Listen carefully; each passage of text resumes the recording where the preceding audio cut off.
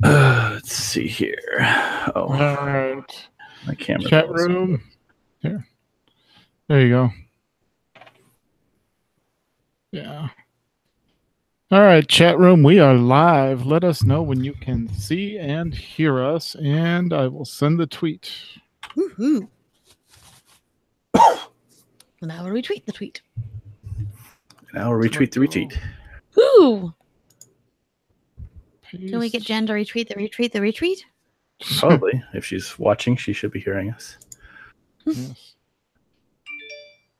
Doo-doo-doo. Get out of there. Granted, it appears that everyone's watching WrestleMania. I'm not sure. This is true. This is accurate. All right, just tweet it out. I'm Yeah, like, and complaining that thing. complaining that John Cena has too much screen time. Which really? All right. Hey, Apple says we see and hear us. Yay! Yay. Oh, I should close. All right, that's one technical hurdle down. 5 million to go. yeah. Well, at least we don't have to deal with the teenager being loud. I mean, the roboting anymore. No, That's this is good. true. Yep. All right. And And Apple is also watching the ball game. So okay, he's multitasking. That's good. yeah. Yes, and but are you watching WrestleMania? Because everyone else is. No, Mets versus Nationals. He's a baseball player. He's a baseball watcher like us. Come on. True. I respect that about you, Apollos. All right. Are we good? No. Kind of chaotic neutral sometimes. Are we I'm ready? mostly good. Yes. All right. I'm not ready. Oh, Yeah. Mew, you good? yeah, just putting the name of something on there, and I guess I am good. Who's running this show? Okay. Yeah. Do you have? I hear I heard your mouse wheel and your keyboard. Are you on the right mic? Should be, but I will check. Okay. 1 second. Yeah, it says microphone. It's just because I'm typing and clicking, and that's right here. Gotcha. So, Okay. yeah. Cool. All right. Well, we are going in 5, 4, 3. On this episode of the AIE Podcast, hey guys, does anyone have any plans for August 14th?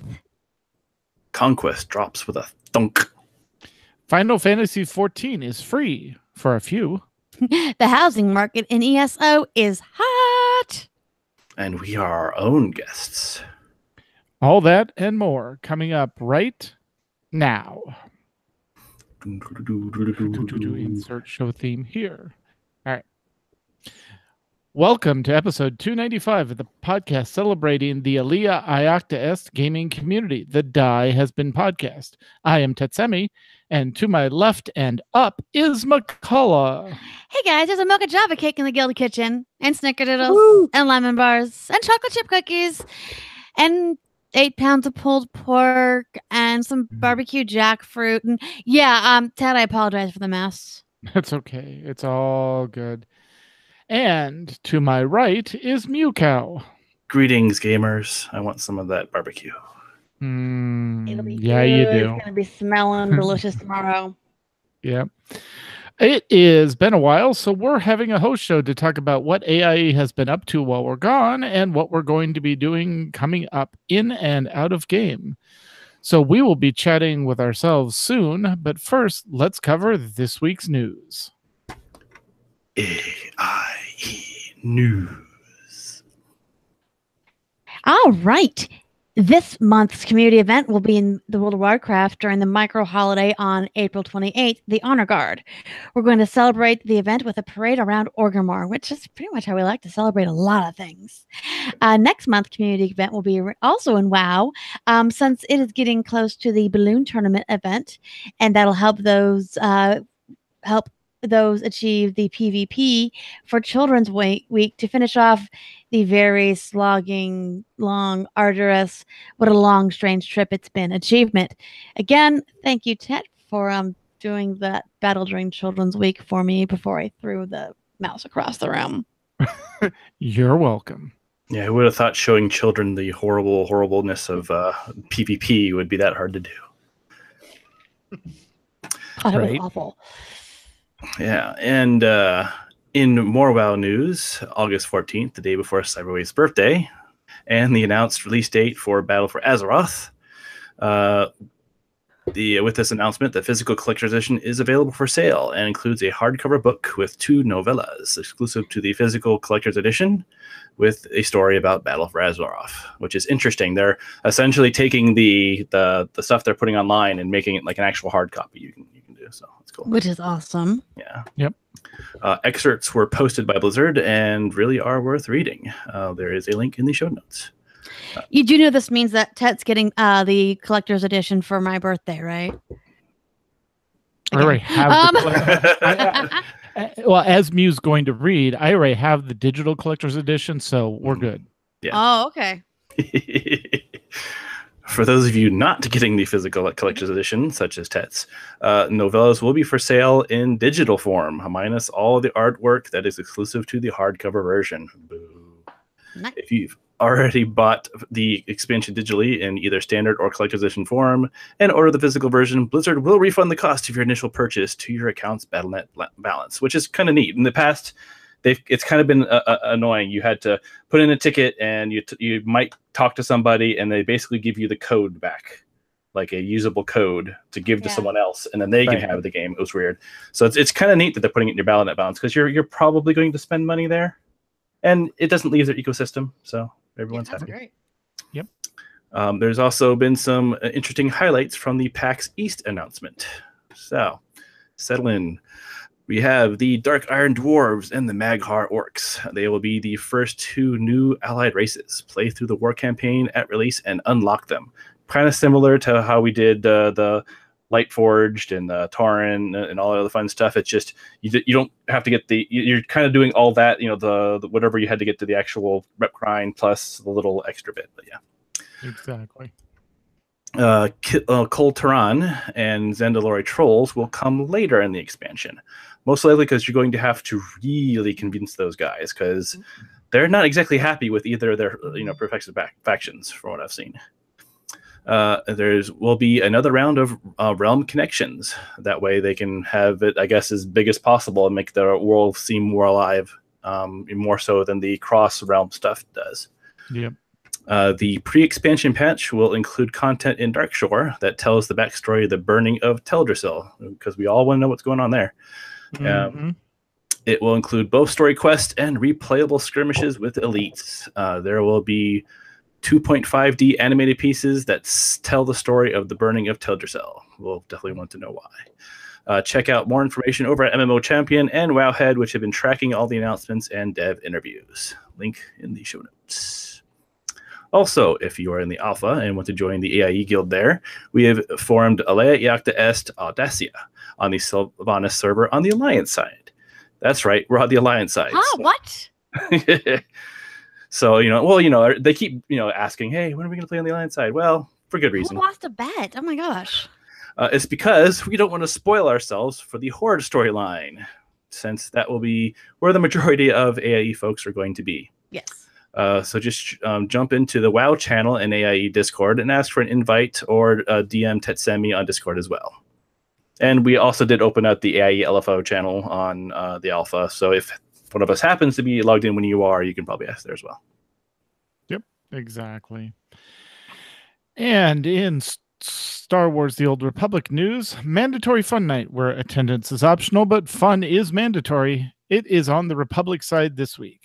They will be tackling the gods from the machine as their main objective, with the possibility of another mandatory fun night randomly popping up later in the week, depending on the conquest goals. As always, please make sure you keep track of this through the AIE Discord and in the SWTOR channel for up-to-date information, and make sure you've completed your storyline far enough in that you have your own ship. It makes it easier to get to where we're playing.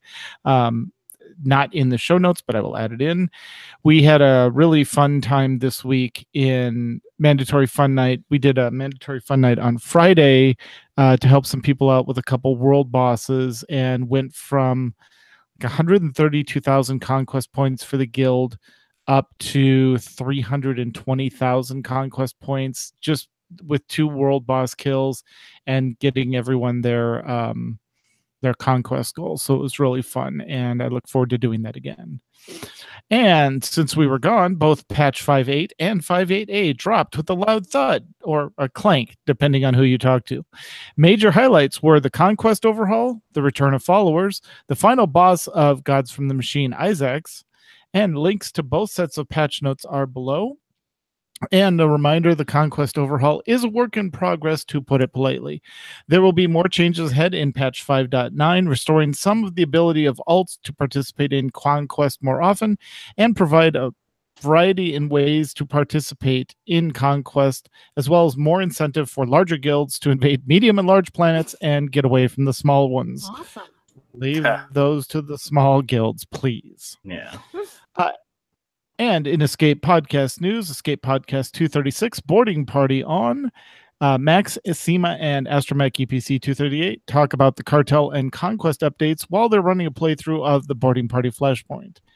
In Escape Podcast 237, Reviving Revan, Sema, Max the Grey, and Astromech EPC 237 run the Foundry Flashpoint and experience the introduction of Revan into the Star Wars story. Also, until Tuesday, so it ends Monday night, I believe they are having a cartel coin sale where basically anything you could ever get in any of the cartel coin packs is available for direct sale. So if there's one piece that RNG hasn't been favorable to you and you want to pick it up, you can get it for cartel coins right now. So. Sweet. That's going to be quite the cartel rush, honestly. Oh, yeah. And speaking of games that have good sales, in Star Trek Online news, Star Trek Online is incredibly proud to announce their fourth major expansion, Victory is Life. Paying homage to fan favorite Star Trek Deep Space Nine, this brand new expansion will bring captains to the Gamma Quadrant and beyond in a new story kicked off by the invasion of the mysterious Harq. In addition to new cast members and features, Victory for Life will raise the Star Trek Online level cap to 65, introduce a new queue, new progression systems, and will add a sector battle zone, a new gameplay feature that takes the players into the war between the stars to save the Gamma Quadrant. Mute, just a note, I had you down for Star Trek Online news just because that's the way that it fell, and somebody called me out on it, so I had to switch some stuff around. Ooh. Since I tend to do Star Trek Online news for us. Well, everyone looks forward to listening to you talk about it. So. Oh, yeah. Do you mean the words I messed up? All I really had was hard Q. I'm like, wow, there's no hard words in this. That's great. I'll take it. Totally. Well, and on to something I'm more familiar with, Final Fantasy XIV. For those not in the know, there is a free login campaign currently running. It started on the 27th and will be going all the way to May 6th, which is a pretty long time. I guess they figure that people won't get to it right away, but they're going to want to. See, words are hard. I said Star Trek Online, and then your tongue got tied. Yep. You've cursed us all, which you're used to, I'm sure. Yeah. Oh, yeah. Eligibility. Users who have previously purchased and registered Final Fantasy XIV. All registered service accounts are set as inactive during the campaign period. Registered service account must be inactive for at least 30 days. Also, for those that might have missed it, Eureka, the Forbidden Land, has been opened. Did you play Final Fantasy XI and enjoyed the notorious mobs and camping them, the mad dash for mobs and resources? In a similar vein to the Palace of the Dead, you will have separate leveling in this new land. Interestingly enough, rumor has it that dungeon queues have taken a hit as a result, and even DPS are in short supply there. So get those rare DPS needed for Final Fantasy XIV dungeon queues. All right. And in Space Hobo news, I mean, Eve news. Lots of news. Yeah, AIU is moving again and trading their Russian overlords for new Chinese overlords. AIU and its alliance will be moving to a new region of space. Once there, they will be paying the iron price for their space sovereignty. AIEU is going to war. And if you want more information, there is a special message from the eternal beloved AIEU space dictator Hoots up on the guild site. Why can't, I mean, I know if they stop moving, the space clowns will eat them, but this is getting a bit ridiculous, guys. Hey, you know. boy. All right. And Guild Wars 2's news. From March 29th through April 19th, the Super Adventure Festival will be running in Guild Wars 2. Azure Ingenious Moto's cutting edge, high-tech, lucrative Triumph, the Super Adventure Box is back for the annual festival of bouncing mushrooms, exploding flowers, and clouds with attitude. Jump into the future of edutainment if you can handle that much adventure. I think they mean edutainment. Yep. Edutainment. Oh, I read that completely wrong because words are hard. Edutainment. I also want to know about these exploding flowers. Exploding. But in ESO news, the guild is getting active again with new content and fixes since launch, making it a solid game, a very solid game. It's night and day comparison. We had a guild dungeon run over the weekend and have opened a guild house. We now have a guild account and guild house set up in ESO. The account is at AIE Guild. To get to the guild house, right-click on that account in the guild roster and select Visit Primary Residence, which is kind of a clever way to do it because normally someone would have to basically like give their own house over to the guild and say now everyone can run around in it. So that's actually pretty clever. Sweet. The house is located on the outskirts of Relka, with an outlaw's den just out the back door. Very important. I run into that problem all the time. And easy access to a small town with everything centrally located, with a bank, stable, way shrine, very important, crafting, and some of the top guild traders, which is also important. Everyone in the guild right now is set up as a decorator and can move any decorations around. Only the owner can place. If you have decos you want placed, just mail them to the @AIE Guild account, and it'll drop for you to move where you'd like. Once things settle down and we can think about locking decorating, but we can all just play around with it for now. So enjoy that freedom. And it's actually pretty useful in this game, as in most Elder Scrolls game. Stealing's the thing. It's kind of funny that way. Interesting. Yeah, so you want a quick escape. You don't want to get caught by those gods and have all your fairly stolen loot taken from you. So nice and convenient. In general game news, the next full expansion has been announced, called Somerset, but we'll talk more of that in 2 weeks with some guests. And if you haven't seen already, the anniversary event has begun. So make sure to find that well-known baker in the starter cities and grab your cake memento. Seems to be near the docks, it seems like. He has a whole setup with all of his baking stuff and whatnot. He's pretty hard to miss. In fact, there's even a little icon on the map. It looks like a calendar with a star on it. I think that's what they're doing now for event areas, so it's easier to find them on the map. Oh, that's cool. Yeah, it's really handy. So run to him because you want to find him to get to the cake memento. It's the 3-year anniversary cake memento. Which means that once you get it, your whole account has it. And why do you want this? Well, during the event, if you summon it and use it, it will give you a huge XP boost for about 2 hours, I believe, which is huge, but only during the event. So you want to get in there now and use it. Also, to go along with the event, make sure you're doing as many daily quests as you can, because during the event, they're going to drop a special anniversary loot box. It's full of all kinds of goodies. There's even some super rare motifs and other epic items. The ones that I've been grinding out, just to give people some advice, is all the crafting ones. There's 6 crafting professions you can do every day, and you can do this on all of your alts. So you can basically just be buried in anniversary loot boxes. And at least for the crafting ones, it's actually giving you bonus crafting loot. So the stuff you just made, like I think I'm actually like getting the stuff I've made, I'm getting more materials back than I'm using. So nice. Nice. Definitely worth it. Almost every type of daily will work. All the dungeon dailies, I believe the weeklies also count.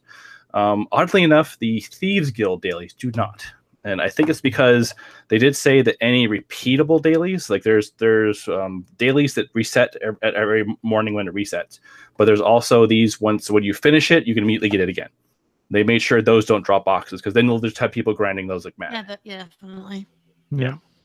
So I definitely highly recommend getting in there. Not only is it the loot boxes, you're getting a ton of experience for doing these with the cake buff. So get in there, go crazy. Awesome. And in Lord of the Rings Online news, there are quite a few events currently running or upcoming in Lord of the Rings. Hobnobbigans, which is chicken hockey, and that runs through April 9th. There is a 25 XP boost coming April 12th through April 16th, and the 11th anniversary starts on April 19th. You get 20% off shared wardrobe, cosmetic outfit slots, mounted combat trait specs, and select cosmetics in the store right now until April 12th. And if you enter code MARKAC, you get 100% mark acquisition boost for 90 minutes until April 12th. Wow, 11 years. Right. It's pretty crazy. Wow, that's impressive. It is.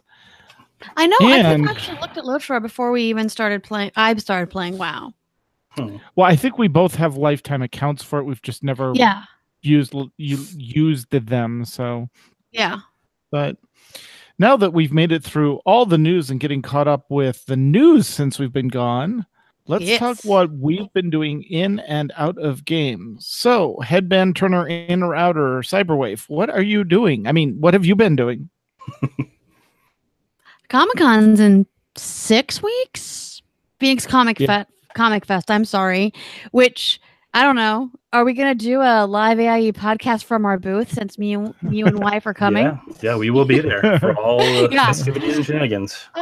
Speaking of anyone listening, we are working on trying to figure out a AIE Tadpole meetup one of those nights. Undata, who is a member of the guild and a good friend that I happen to work with and game with, she's kind of looking behind this, and we're going to set up a server for Phoenix Fan Fest or Phoenix Comic Fest on Discord for people to meet up and figure out a good night for everyone to get together. That's one kind of cool thing I've kind of been playing with. We got home from Disneyland last week. We had a wonderful time. We went for the Hordling's 16th birthday, and we happened to also be there on Tet's birthday, which was a great time. We had so much fun as a family. We were Disney bounding, and we were in the park all 5 days. It was great. We weren't jealous at all. Not at all. No, that's good. That's good. I'm glad. Oh yeah, I heard it from your wife. In my gaming news, my full note is not enough. Because we had Disney, so that left a week out of gaming. My Wednesday night game, with some of the AIE members, our DM's been traveling, so that's kind of been on a slow hiatus. And in my weekend game, there's been something almost every weekend going on. We might be playing next or this upcoming Wednesday or Friday. I don't know. Speaking of gaming, according to Twitter, someone named Van Schlecht is watching us. So I don't know if we allow his kind in here. He's kind of an anti-Conan, and yeah, good times. Our Monday night DM though, this is actually really cool. And this comes to mind because I'm playing a red-haired thief because I have a type. We are almost done with the wound down of the Lost Mines of Philanderer, which is not how it's pronounced, but that's what I call it. And we're going to be taking a short break and doing a City of Mist Heroes, 3-parter probably. We need to figure out how to make those characters while she actually works on a homebrew world. So that's kind of where my passion when it comes to gaming is not the normal stuff, not the module stuff, but the homebrew storyline where stuff is kind of geared to each character and there's stuff going on for each character. So I'm looking forward to that. Which means I need to finish writing a character history because of course I do. Of course you do. Normal's overrated. True. Normal's the setting on the washer. Yep. Exactly. Yeah. But listen, there's anything else I've been doing geek-wise? Not enough. Sat down one the night to see. I read. Yeah, we haven't even got any Star Wars time in. Yeah, no, we've been crazy. The one night that we went back to the hotel early, I read some mage stuff, so that was fun. But that's, I think, almost about it. We've been doing a lot of watching Marvel movies at our house. A lot of Marvel movies. A lot of Marvel movies, which just got intensified after the trip to Disney and the Imagine so. oh my god, and the Guardians ride, which was great, and the Marvel characters around, and like the Wakandan contingency walking through, and all of it. So that's kind of in my life. Also, headbands. I now have all 4 Harry Potter house ones finished, and Woohoo! oh my god. And we're now working on a new TARDIS design and all of this. All right. Anti-Paladins. They're crap. Hi kids. Good to look upon you. I mean, it would be better if you could see me now, but because 19 charisma. Oh, Jose. Sorry, this is actually a personal one. You'll be happy to know that many, many years ago, we talked about playing a mage game. I might actually be playing that character I had envisioned for that. That's a throwback from 20 plus years ago. Yeah. We've been gaming for a while. A while. A little bit. Oh, and just a note too. Yeah, and just a call back to Apollos. No, I did not get the senior discount at Disneyland. Thank you. Wow. He's not 50 yet, Apollos, unlike some of us who are about to turn 50 on August 18th. Yeah. Which would be you, not me. I'll call anybody out. I know. So you, what? I think that's it. Yeah, me. What have you been doing? Sorry. Well, speaking of movies, we just returned from watching Ready Player One, like literally an hour ago. So I'm definitely digesting that one, and because speaking of books, definitely was very into the book. Yeah, it was a great book. Yeah, I really enjoyed the movie. The movie is the book and not the book. Yeah. It pays homage to the book, but not the book. Yes. It has the outline of the story, but none of the real filler stuff or stuff filling out that outline. So I'm still kind of digesting it, but overall I came out enjoying it. I saw what they did there, saw what they did all over there, saw what they did every single little piece here, there, and Right. Who knew a story about an Easter egg would have so many Easter eggs? So Right, yeah. Gonna have to watch this movie over and over and over again to see it, because there was just so much. There was a lot of Blizzard stuff in there. There was some really neat cameos that we knew about, and some that I won't mention because it's going to be fun when you see it. So Cool. that was a lot of fun. In the less jovial sense, in gaming, I played a lot of Far Cry 5. That was fun with cultists in Montana. That was quite the game. A lot of fun to play.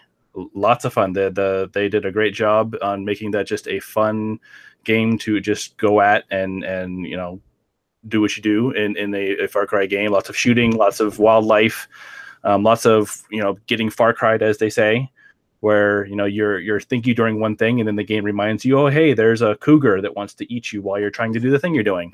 And we don't mean the cute older woman. No. But there's those two, actually. Okay, good to know. Actually, yeah. The one of the people that you could recruit was definitely all into that. So that was interesting. But no, like you could be fishing in a stream, in the act of actually catching a very large bass, and the cougar says, I want to catch you instead.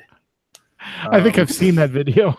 No, that was literally what I did. Oh, okay. It wasn't, yeah. I actually did see another interesting one where someone was shooting at an oncoming truck because there was a bad guy in the truck. As they were doing so, I think a bear or something, or a wolf, attacked them, distracting them from stopping the guy, which then ran both of them over. Right. So, yeah. That's being Far Cry for you. It's just that game makes you well aware that there's a lot going on at once. I will say I didn't enjoy the story parts, but the rest was great. So, I definitely want to try it with co-op, because it seems like it might be even more fun of a game as a co-op experience. It's well set up for that, I think. So we will look forward to that. And I also have been playing a lot of ESO. I did manage to get a character to max level and have been grinding on their version of champion points, or whatever you want to call them. I forget what they call them in ESO, but I think it is CP, so something similar to the way it's the same exact way that SWTOR has it, because as you're leveling your main character, you're getting a bonus. It's like a weird constellation setup, and you put points into different points in the constellation to get different stat bonuses. But then you go to your alts who haven't hit max level. They are also getting those same points. So your CP level is for your whole account. So kind of like what WoW's going to do with the necklace, it sounds like, in Battle for Azeroth. Maybe. With the Azerite. Yeah. Yeah. Because I think they said that it's going to be shared. The points for the Azerite are going to be shared among your whole account. So yeah, that'll be interesting. Yep. So yeah, so I've been trying to grind down on that a bit, and also because I found that once you hit 50, if you aren't already 160 in CP points, they look down on you. So that's been an interesting experience.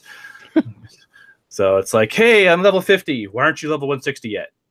Okay. Yeah. So, but lots of daily grinding to get those loot boxes. Lots of fun stuff coming out of there. I'm getting all kinds of crazy motifs, some which people are chasing quite a bit. So you're going to see a lot of people asking and paying a lot of money for those rare motifs, because it could be any random thing, and it's the epic level motifs. And what it is it lets you essentially have the visage or to craft a thing that looks like something. So it could be a way a sword looks, a way a helmet looks, a way shoulder pads look. You're actually able to both transmog it on yourself or create a piece to look like that and then sell it to someone. So they're definitely in high demand. So that's been interesting. Gotcha. And then since I'm essentially done with the story for Far Cry 5, I went back to starting up Witcher 3. I know I'm a little behind on that one, but someone watching us right now is very interested in seeing me get Witcher 3 going, because apparently some interesting story points happen. I hear that's a nap time game. Yes, it is. I hear that's the game you play when your kid goes down to sleep. Yes. So I'm trying to catch up on that, so I'll be able to figure out what story is going on. And then, of course, when I can sneak it in, I've been poking at the WoW alpha, because I did mysteriously get that one day with no notification. Shows up on the launcher. Yeah. Yeah. No email, just like, hey, you're in alpha. Yep. So it's like, should I be in here? Install. Yeah, exactly. No one's looking at me funny. Okay, play. No one's stopping me. What race did you decide on? It was hard because since we're playing on the Alliance, you had to pick Alliance characters, so that was weird. So pretty much all of my characters so far have been Void Elves. Because I was gonna say, yeah, the Blood Elf wannabes. Yeah, so I'm pretty much playing a Blood Elf in disguise. I want to see you play a gnome. I think that would be the funniest thing. Oh, you'd be surprised. One of my first characters was a gnome warlock. Yeah. Which got turned into a Blood Elf warlock. Of course, because warlocks. Yeah. Why not? Yeah. Yep. Mm-hmm. So yeah, that's been my gaming. Seems like a lot of time spent in Far Cry 5, honestly. Cool. Very cool. So, pitching it off to Tets, what have you been up to? Oh, quite a bit. Been leveling up. Speaking of allied races, I have been leveling up my 4 allied races. I have 2 on the Horde side and 2 on the Alliance side. I have the Alliance to 30. I'm running one through Kalimdor. I'm running the other through Eastern Kingdoms, just trying to get 2 different, story versions, and then like I did with the Horde side. Yeah. My Tauren warriors at 66, and my Nightborn is at 78, and about halfway through Zul'Drak, and probably will hit 80 before I even see Sholazar Basin, Storm Peaks, or Ice Crowns. So it's weird. Once you hit level 60 and you go to Northrend or Outland, the 60 to 80 time is really slowed down. And then once you hit 80, I was talking with Ben. Yep. He says you get into Pandaria and it just accelerates. He made it out of the Jade Forest at 85 and is not even a quarter of the way through Valley of the Four Winds and is at 88. So he made that he took a detour and said, okay, I'm done with Valley of the Four Winds, and went up to go visit the Grummels in Kunlai because he loves the Grummels up there. Yep. So he's going to finish it up there. But yeah, you could probably hit 80 through 90 in Pandaria in like 2 zones and be set. So the XP gain balance is kind of off between the expansions, so I'm sure it's something they're looking at tweaking. Yeah, hopefully. Yeah. Because as much as I enjoyed Northrend, I also enjoyed Pandaria, so I'd like to spend some time there. Yeah, exactly. And actually spend meaningful time there, not just, rushing to 90. And that's what I as much as I say the leveling through Northrend is slow, it's actually meaningful. But once once you hit Pandaria, you're just hitting the accelerator on the XP, and it's trying to get you to end game. Right. I have been working on so I got all my professions after swearing I wasn't going to touch professions for Legion. I got all my professions to 800. I blame Shoujo, as we talked about last last one. Saying I'm not going to eat sugar, for God's sakes. I know. But most of them, I got through the quests and all that, did the dungeons and stuff like that. And now there's, hey, go get this star recipe in this mythic. And I'm like, nah, not going to happen. But I am working on my alchemist, because I keep forgetting every time you have an alchemy, there are transmute discoveries that you have to do every expansion. So I'm in the process of doing those, and I think I've got all but one right now, as well as trying to get the 3-star recipes for the not potions, but the flasks that you go into the cauldron. So I sit down and farm the herbs once a day for what I need for the transmute and the transmute discovery, and the 4 potions, 4 flasks, and then send the flasks off to Alanya for the cauldron for the raid team. So, and speaking of raid, we have been still raiding. We're just in a much more relaxed state now that we've killed Argus a couple times.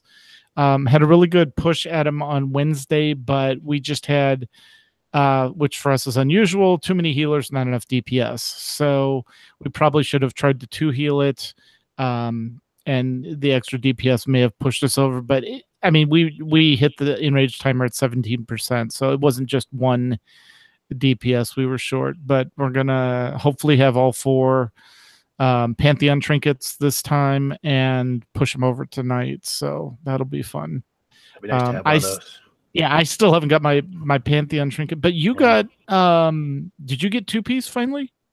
I think I finally have 2-piece, and now I'm working on 4-piece. Right. Okay. Yeah, because you got a piece. You actually got a piece of tier loot, which you swore didn't exist. Yep. On last Sunday, right? Yeah, it was definitely unexpected. Yeah, I was sure it didn't exist, because on my warrior character, my warrior's got, I think, about 10 pieces of tier now. Because you're the only warrior in your only warrior raid team. Yeah. Yep. And my Pantheon trinket there is already 1,000. So did you upgrade it, or did it drop at 1,000? I upgraded it. That's weeks worth of upgrades. Okay. Question for you on the trinket: when it hits that 1,000, can you? Okay, so unlike the one that Old Man Frank's got, which dropped as a legendary, and you totally different. Totally different. Okay. Yeah, they're different. They are different trinkets. The legendary one is supposed to be super powered compared to, even though I have one of the 1,000, it's not as powerful as the legendary version. That's 1,000. Okay, gotcha. That's what I thought. I just wanted to make sure. Yeah. And then also, speaking of Star Wars and Conquest that dropped with the clank, or thud, depending on who you're doing. It depends. It's gotten a lot better. They've smoothed out a lot of the bumps. It's still not alt friendly in any stretch of the imagination.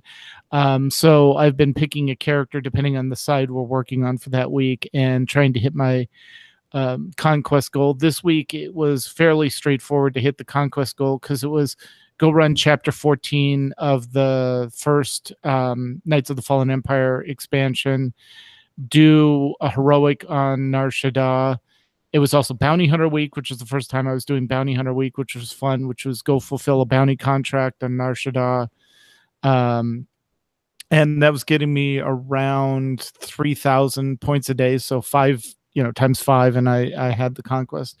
And then we did mandatory fun night on Friday night, and went and killed some world bosses as well, and got some extra conquest. So that was a lot of fun. It will be interesting to see what they're going to do on what we're going to do next week, because we don't know. A lot of the choices that they do for getting conquests are random; they're not set. So it'll be interesting to see what's available for that. And then I'm still grinding out on Odessan. Part of the running heroics and stuff like that is you get loot boxes that you turn into your Odessan alliance, and then they give you a loot box back, and then you open it up, and there's a random piece of legacy bound armor, and usually a companion piece that you can use to gain rep with your companion, and then droid parts or other things that you can turn in as well as the conquest points. So part of it is I have about, I'd say 50% of all the sets. It takes up 4 bank tabs in my legacy bank because I have them all lined up in rows, so I know what I have and can find it all easily. So I'm trying to find that. But like the first time I ran the heroic on Tuesday, I got all the same pieces, and then Wednesday was the same. I have these pieces, and then finally Thursday I got some new pieces. So it's getting tougher to get the pieces you need, but it's still a fun grind. And yeah, as Seema and Max said in the chat room, that was really fun Friday night. It was, I will say this about the conquest changes.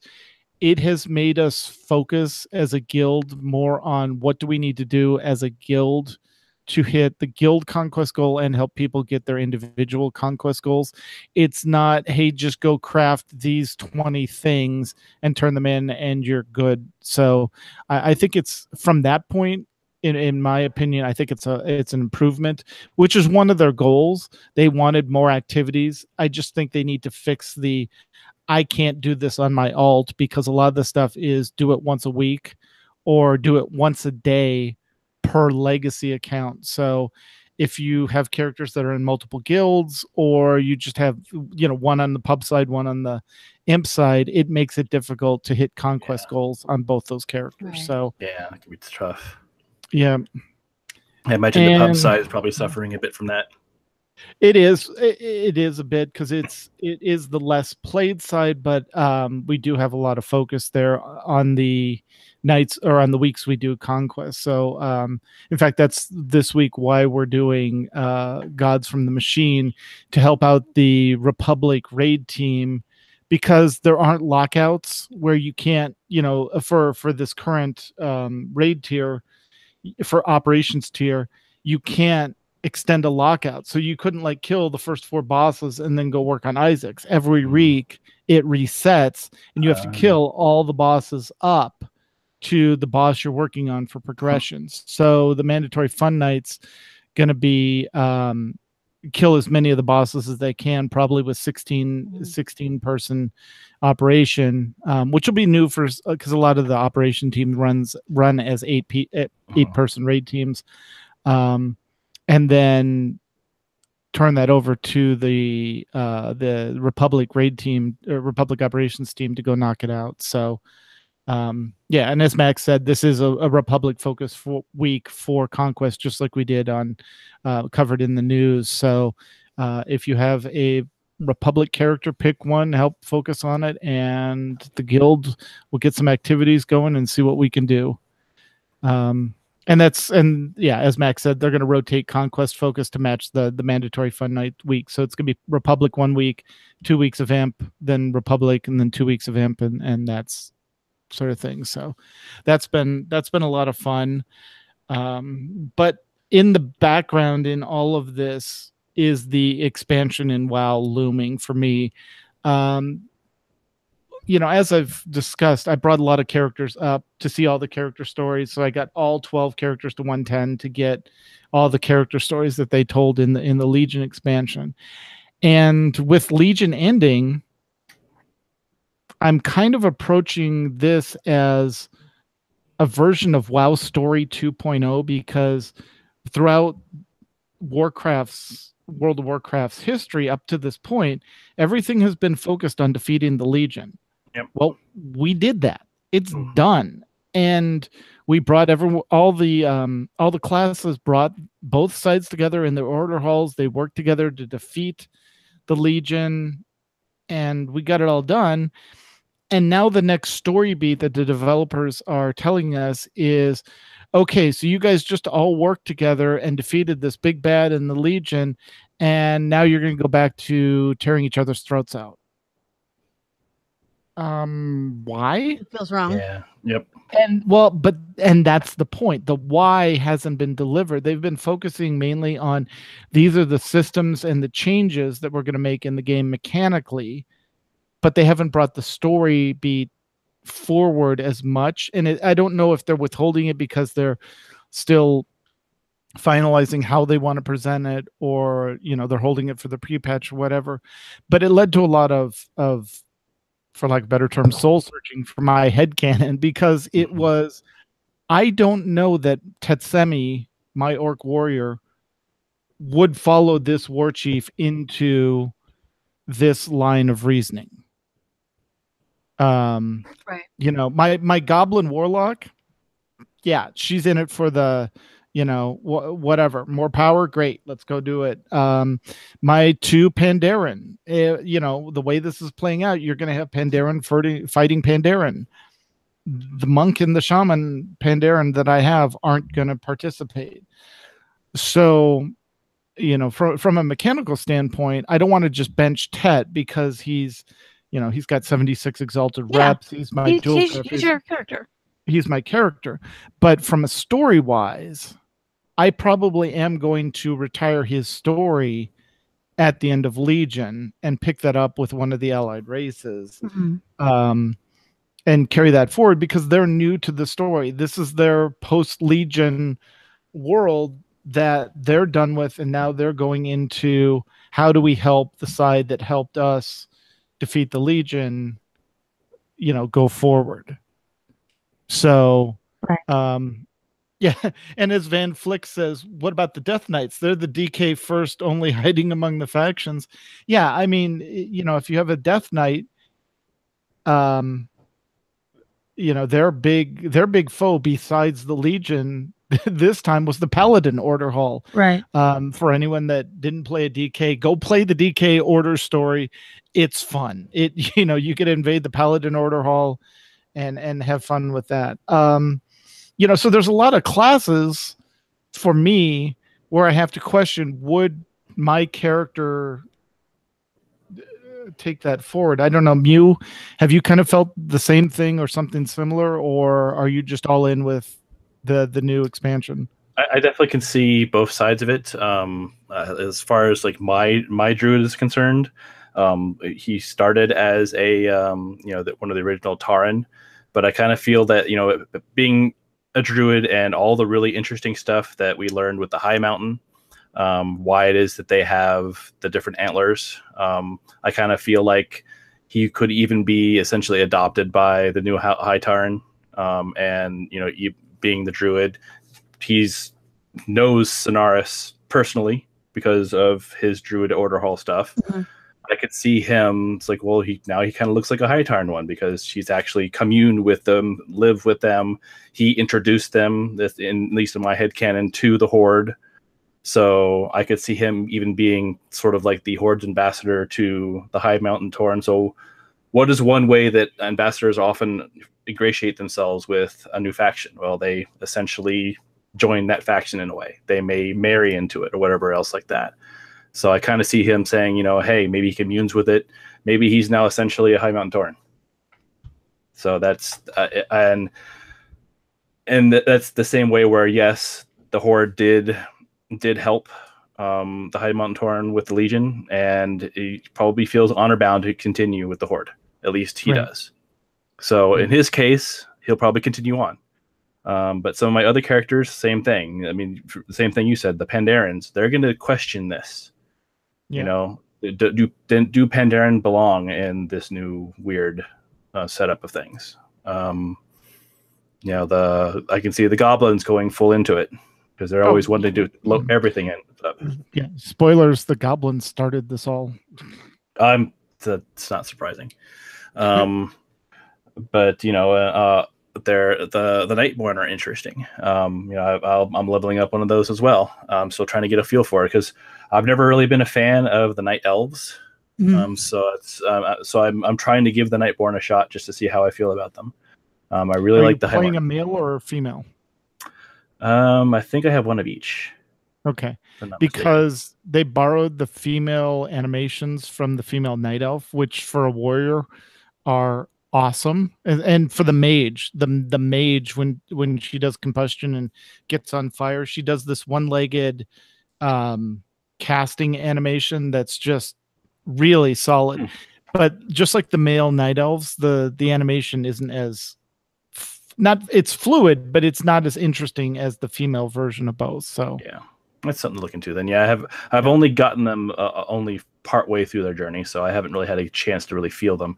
And now with the alpha distracting me, I'm getting a feel for the Void Elves, but they're basically just blood elves. I have yet, other than their hair glowing funny, I have yet to find a difference between the two. So I'm still trying to find that. That's a faction. Well, yeah, but my rogue was a spy that pretended to be a night elf for a while, and and got discovered, and is now back to being a blood elf. So yeah, that kind of works with your headcanon. Yep, exactly. So I can see the yeah, and speaking of the alpha, that's one reason we chose the Alliance side, but just where they drop you off in the starting area. Again, we're missing the whole pre-patch lead up to definitely expansion story part of it, but just going into it mechanically and story-wise, it's a fresh start. So there's not a lot of baggage that you're carrying forward from everything else, because it's all in a new area. It's all a new story that's opening up. It's a new set of big bads that you're dealing with, other than allegedly, or no, they actually announced it, that Ashara will be the last boss of the raid tier after the first raid tier, Uldir, because Uldir is the first raid tier. She'll be the mid tier, yeah. So she'll be the like the Tomb of Sargeras boss, essentially. Yeah. So we had 4 this time, so that kind of threw things off a bit, didn't it? Well, yeah, because you had Nightmare, Trial. Or not Trial, but yeah, Nighthold, Nightmare, Nighthold, Tomb, and then the Throne.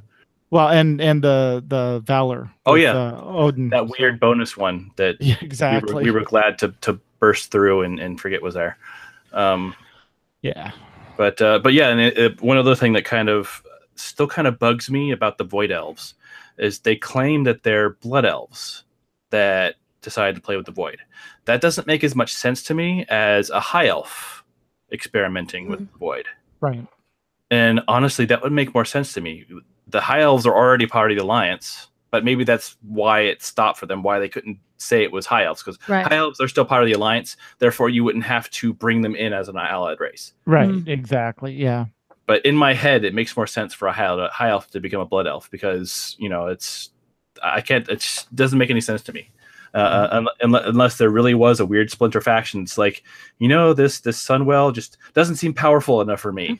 Let me go play with the Void. It just doesn't. Something else. Yeah. So McCullough, when you've run into this in the past with characters where the story that you're playing, and not necessarily just electronically, but pen and paper wise, where the story that's being presented going forward doesn't match with what you've got the character in mind, how have you done it in the past? I think you have 2 options. Like, you can do what you're wanting to do, which is change characters as your main, or you can continue on with the existing character, and if it's something that they would be opposed to, just kind of in character fight that, like write your headcanon of, I'm doing this for this reason, however I'm opposed to it, I'm vocal about my opposition, I'm doing this under protest.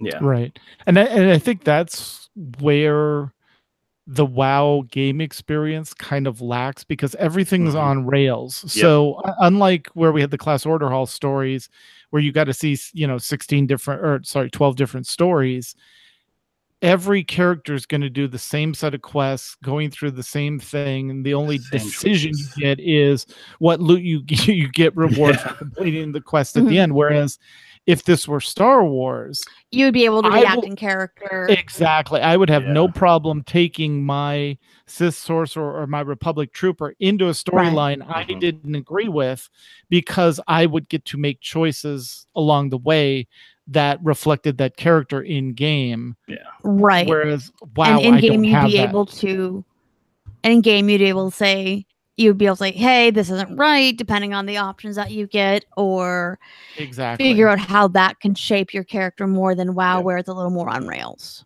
Yeah, right. For example, I don't have the Gullible title because I immediately saw what that was. The second I came across that, I was like, I know exactly what's going on here. I'm having no part of this. I just walked right by. Yeah. It's one of the few things where I kind of felt like I had a choice.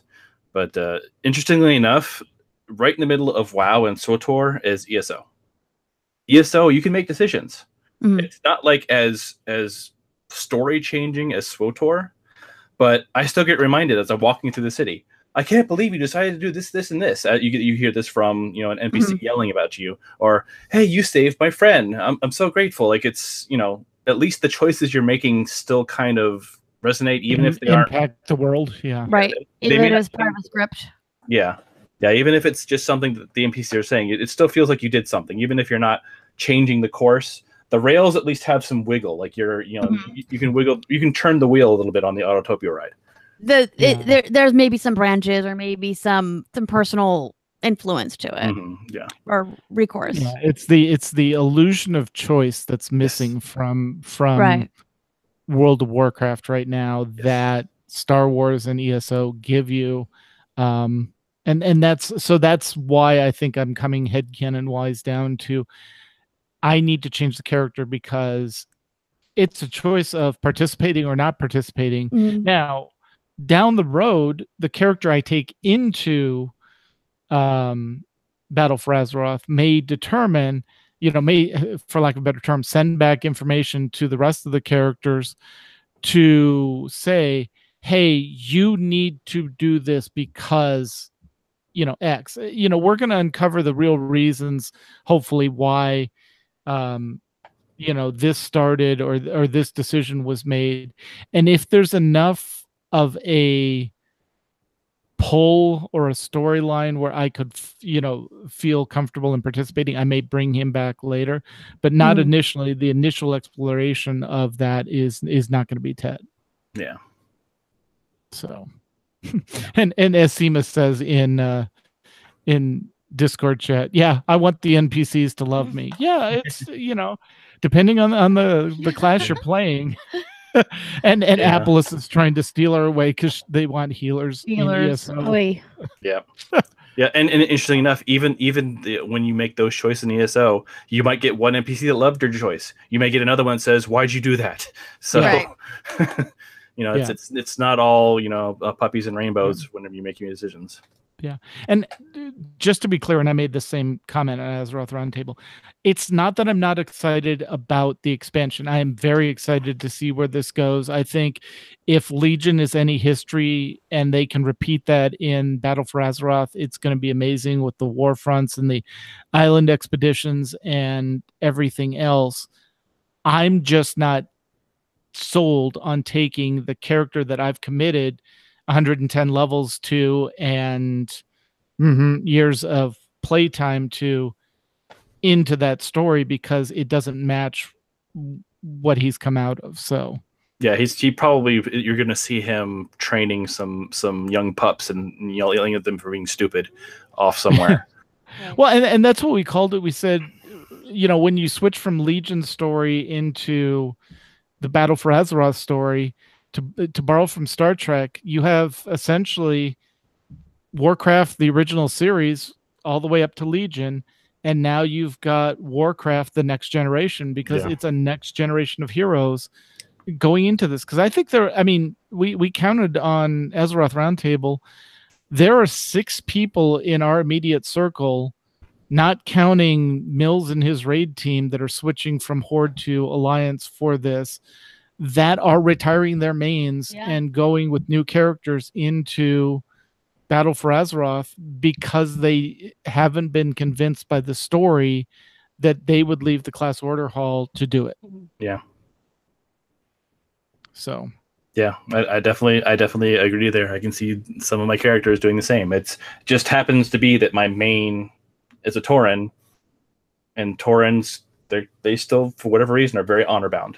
Right. I mean, that's why they're in the Horde to begin with. You know, if it weren't for honor, they probably would have joined the Alliance at certain points. You could tell that they were kind of wondering what's going on here. You know, this doesn't seem right. You know, when Garrosh started doing all his fun stuff, I very well could have easily seen the Tauren saying, you know what, see ya, we're going over. Yeah.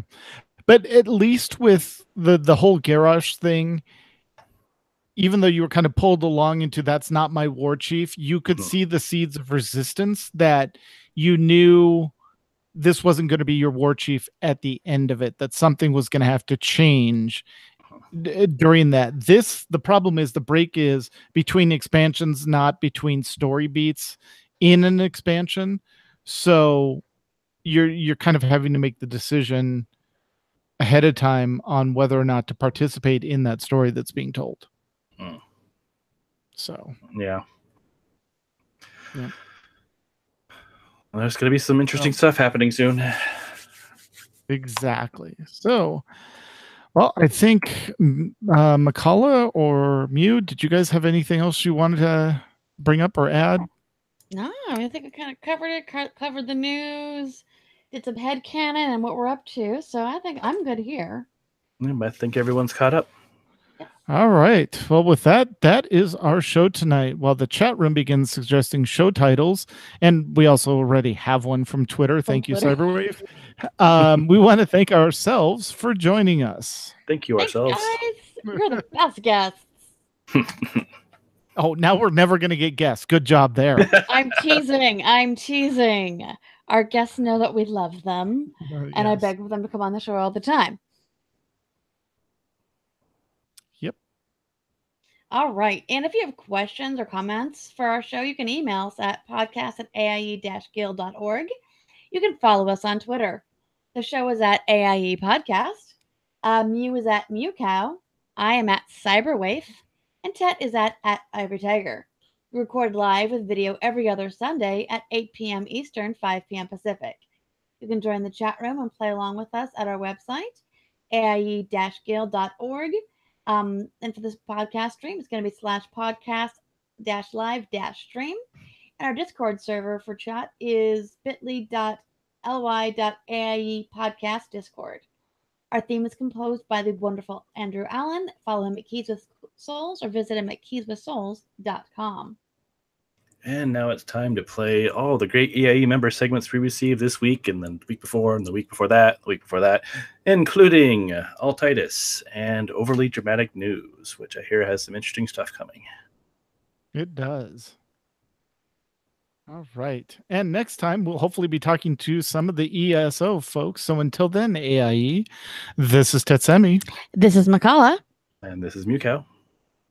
And this has been the AIE Podcast. Dun dun. Yay. All right. Even Seema's participating in the show titles. Yay. My headcanon can't.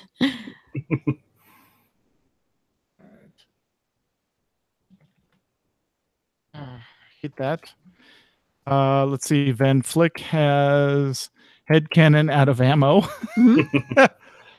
I like these. These are good. I gotta get the tiebreakers. Oh, and Ringslingers via Twitter was fun with cultists in Montana. Fun with yes, exactly. That's a good one. I like that as well. Yep. Let's see. There's so much I could say about that game, but I held back. So yeah, Ringslinger was my partner in crime in a campaign a long time ago. He was the anti-Paladin, and I was the thief that we oddly enough became really, really close friends. But it did not start out that way. So that's he was listening along tonight, which was fun. Yeah, no, that was awesome. All right, let me get this. So yeah, we have some really good ones. Yeah, so we have Ringslingers, Fun with Cultists in Montana. Seema has My Headcanon Can't. Van Flick has headcanon void of ammo. Tiber has I know scenarios personally. The goblin started it all. Yep. Experimenting with the void and the illusion of choice is missing. Oh, and if you want to hear a really good impersonation, John did a great take on what is his name? What's the Archdruid's name? Malfurion. Yeah, exactly. Of Malfurion actually starting the fire in Teldrassil. It's technically all his fault. So yep, totally. Thor did it. All right. So what do you think? McCullough, what's your vote? I don't know. They're all really good. They are. I'm digging the headcanon ones. Honestly, at this point, we need one more and we're rolling 8-sider. I'm liking all of them, but that's just me. I like the headcanon ones because we did get into a lot of headcanon stuff. Right. We did. Headcanon out of ammo. Headcanon can't. I like my headcanon can't. That's a good play on the it's a play on word. Yeah. Yeah. I think, Seema, you're going to win this round. You get my headcanon can't. Yes. So. That sounds like a good one. But we loved all the show titles, folks. So, chat room, you guys are amazing. Thank you for joining us every week. We appreciate it. Yes, definitely thank do. You so much, guys. Otherwise, we're just talking to ourselves. Which we can do ourselves. Right, exactly. That's called raid night. So yeah, we get enough of that as it is. Yeah. Show titles are not your children. You can have favorites. Thanks, Apollos. Well, I can have a favorite child because I only have the one. Right. So, exactly. Same with us. Yeah. So. You're talking to between the three of us. We have 2 kids. Yes. So it's not hard to pick favorites because we only have one. Yep. Yeah. Mine is napping right now.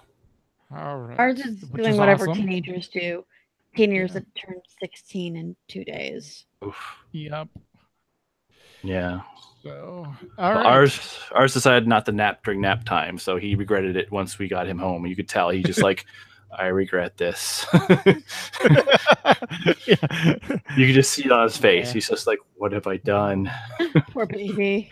I also did the Batman reading Midsummer's Night picks from this morning. Mm-hmm. Yeah. Those were adorable. Yeah. Yep, he's got the charm up to 11.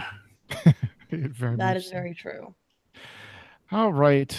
Well, chat room, we're going to cut the feed and we will see you in 2 weeks with or without guests, but it will be an ESO focused podcast. Yes. So if they don't show up, I've got plenty. I've got plenty if they don't show up. So I'm going to inform Kenny that she can call out of D&D for once, because or she can just play while she's playing, because all she's doing is throwing fire.